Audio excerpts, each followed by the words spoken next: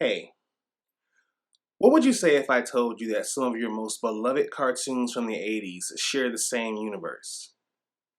Pretty cool, right? Now, what if I took those same properties and created a cinematic universe?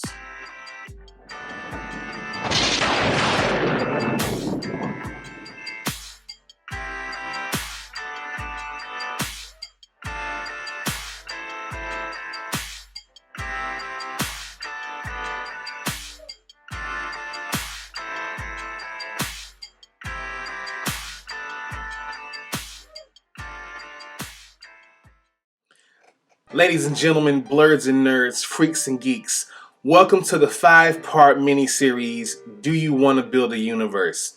It's your boy Nix from Do You Speak Geek? Let's hop right into it.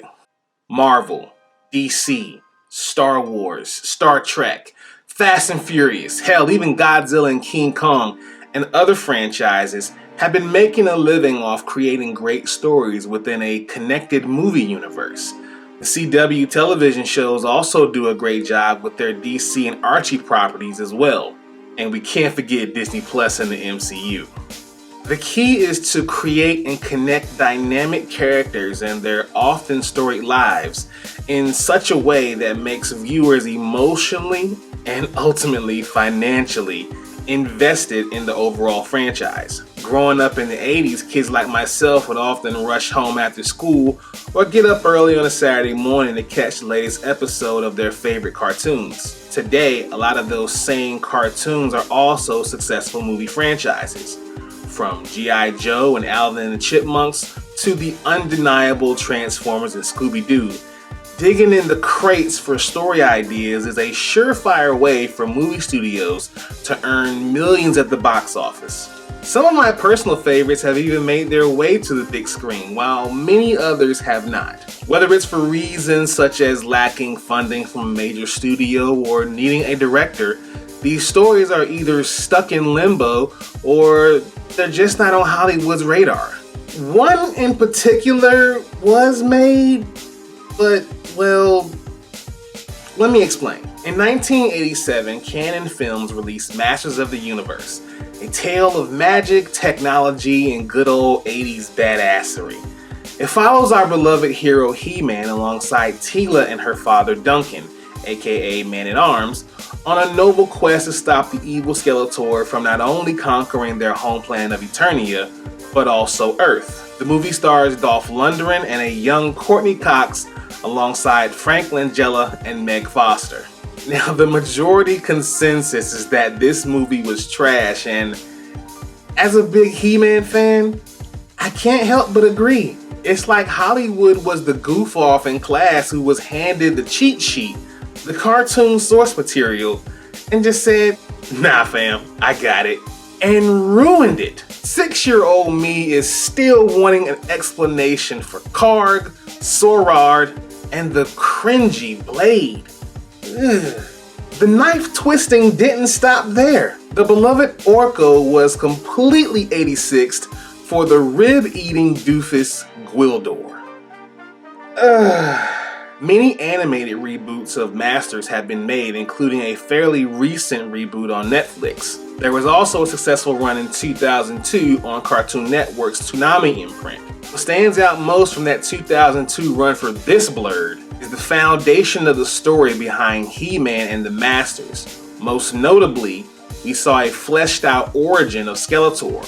Instead of just being this skull-faced barbaric sorcerer, we discovered he is Keldor, the brother of King Randor and the uncle of He-Man's alter ego, Prince Adam.